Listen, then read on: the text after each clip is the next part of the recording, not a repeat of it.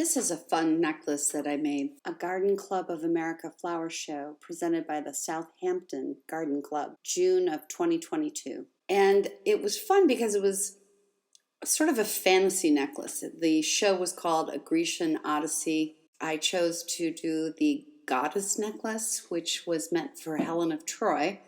So, of course, we have a lot more leeway when they're fantasy necklaces, and I thought it'd be fun to try this.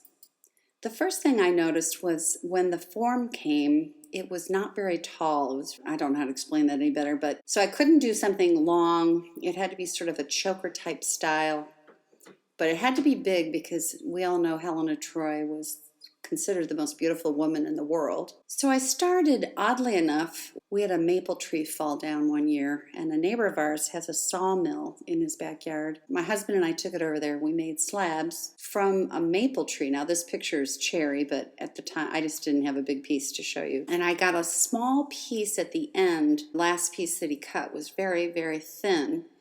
So I kept it to thinking, someday maybe I'll use it because we're allowed to use wood as long as it's not processed, but if you process it yourself, then it's fine to use. And I couldn't think of anything else that would make this shape that's shorter on the top and elongated at the bottom in this, I don't know what the terminology is, but here it is. Because in order to make a choker that is tight around the neck, it has to be in a shape like this so that it can all fit together. And at the top, I took soybeans and I glued these little mustard seeds on top of the soybeans. I was shocked to see how strong they are and how well they stayed on top of this necklace. I was quite thrilled. Of course, as you all know from any of my earlier videos, I do like to put a little coating of epoxy around them, so I think that helps keep it in place. And then they were on little wires that I had taken a little tiny drill bit and put on there so that I could drill a hole into this piece of wood after I shaped and sanded it and epoxied it and put mustard seeds around it, and was able to place these soybeans at the top. 3, we all like to do odd numbers. So I know that Helen of Troy is always showing necklaces that have coins or something hanging from her neck. So I took the tops of acorns and I put some epoxy in them so that they would be really structurally strong. Gathered tops that I thought looked around the same size in comparison to each other and had the same diameter and uniform shape. After the epoxy dried, I took a file made for jewelry, actually. You can get on my website, there's links to these things. And I took these files and I literally filed down part of the acorn so that it would have some pattern to it and not just be a round circle. Then I took fox nuts that I can get at Asian markets near me. You should be able to as well. And glued them in the center of the acorn top.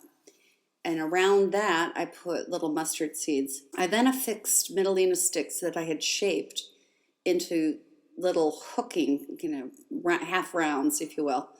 I glued them right into the acorn. And while those were drying, I started to make the back of the necklace, which I took from Norfolk Island pine. This is what it looks like when you first get it. It can pull apart from each other, if you will, in the strand of the needle. So here's a video of me taking this crazy glue with a brush. I like this to help seal things. And I get in right into all the little cracks and crevices of the Norfolk Island pine needle so that it will stay together. Once it's dry, it's really pretty sturdy, and you can shape it on styrofoam. There's a video on how to do that. And so when you put this all together, before I painted it, here's what it looks like. You can see the Norfolk pine coming in and hooking up to the main part of the necklace. The soybeans are at the top with the mustard seeds, and then the maple wood with mustard seeds. And then below that are the acorn tops right there. So to paint this, because it's a fantasy necklace, it's meant to be something that was from a long time ago. I used this European gold and the antique gold and the Grecian gold all together with these rub and buff products. It's a wax paint, and I used it with my fingers. You just rub it on, literally rub and buff it, because I didn't want it too shiny. I wanted it to look as though it had been aged.